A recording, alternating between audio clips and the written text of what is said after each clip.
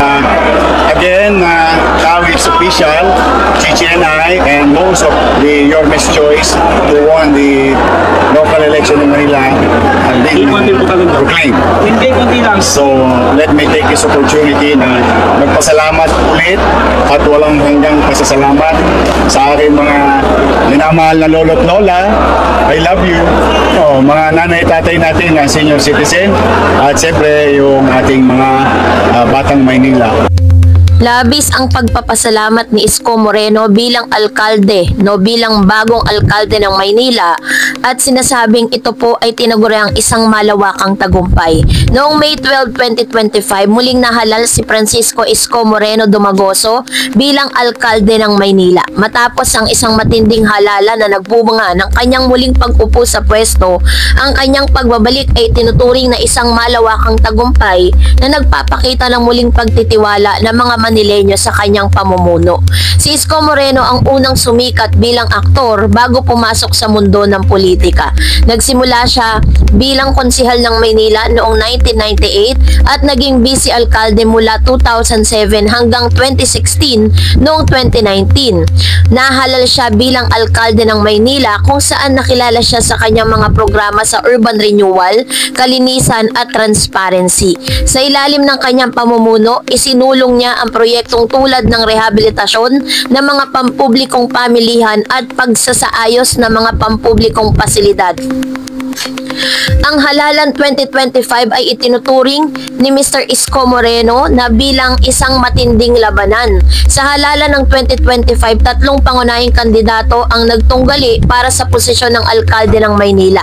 Una, si Mr. Isko Moreno na ngayon ay nagtagumpay, dating alkalde at tumakbong muli sa ilalim ng Partidong Aksyon Demokratiko.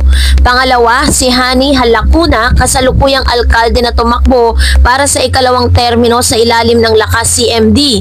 And Sam Bersosa naman, negosyante at kongresista na tumakbo bilang independenteng kandidato. Ayon sa opisyal na tala, nagwagis Isko Moreno sa lahat ng 6 na distrito ng Maynila na may malaking agwat sa kanyang mga kalaban. Sa ilang distrito, umabot sa higit 90% ang boto para sa kanya, habang ang kanyang pinakamalapit na katunggali ay nakakuha lamang ng single digit na porsyento ng boto.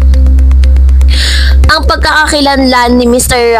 Isko Moreno, ang personal na kwento ni Isko Moreno mula sa pagiging batang lansangan sa Tondo hanggang sa pagiging alkalde ay nagbigay sa kanya ng mas malalim na koneksyon sa mga karaniwang mamamayan. Ang kanyang karanasan ay nagsilbing inspirasyon at nagpatibay ng kanyang imahe bilang leader na mula sa masa at para sa masa. Sa kanyang unang termino bilang alkalde, inilunsad ni Moreno ang iba't ibang programa na naglalayong pagandahin ng Maynila.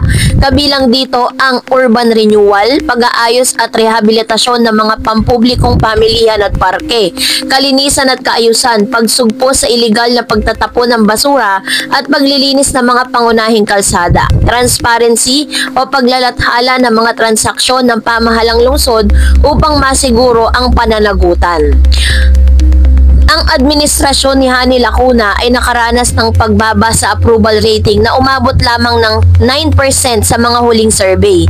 Maraming Manileño ang nadismaya sa kasalukuyang aksyon sa mga pangunahing issue tulad ng trapiko, basura, serbisyo sa kalusugan.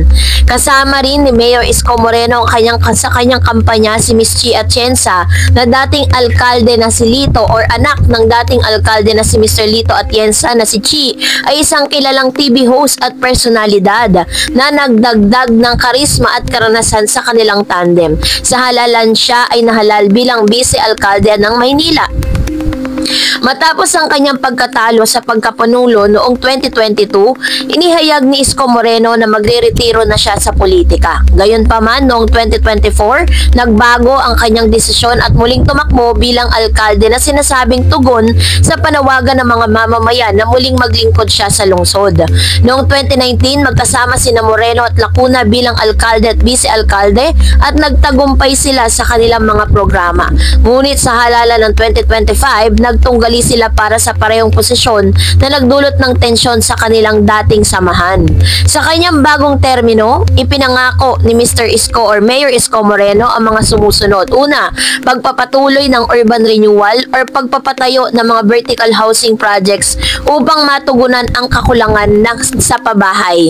Pangalawa, pagpapabuti ng serbisyo sa publiko, pagpapalakas ng mga programa sa kalusugan, edukasyon at seguridad, at pagpapalawak ng transparency, patuloy na paglalathala ng mga transaksyon at proyekto ng pamahalaan lungsod upang masiguro ang pananagutan. Ang muling pagkapanalo ni Isko Moreno bilang alkalde ng Maynila ay nagpapakita ng muling pagtitiwala ng mga mamamayan sa kanyang pamumuno. Sa kabila ng mga hamon at kontrobersya, nananatili ang kanyang pangako ng paglilingkuran ang lungsod at itaguyod ang kaunlaran para sa lahat. Yung pangkampanya, yung pagkakamay, pag-ikot, pero yung maduming politika, yung paninga, lumato na yun, kasi iba't ibang schools, yung mga official watchers natin, ay yung iba, malungkot man sa loob. Pero na unang bayan, yung iba wala na sa atin, nabili na daw, binigyan natin pa 5,000. Sa kasagsagan ng kanilang ng election period kung saan ay nai-interview nga ang isang Sam Bersosa, ay marami po siyang inilabas na mga saloobin patungkol sa mga nangyayari at nagaganap during the campaign period. At isa sa mga interview nito ang talaga namang napag-usapan ng gusto dahil po sa kanyang mga statement na hindi malilimutan ng ilang mga Manileño. Sinabi nito na minsan lang po ako tatakbo, sana wag niyo pong sayangin. May kumakalat kasi na chika noon na ubos na raw ang pera at kayamanan ng mayoralty candidate na si Sam Bersosa dahil sa pangangampanya.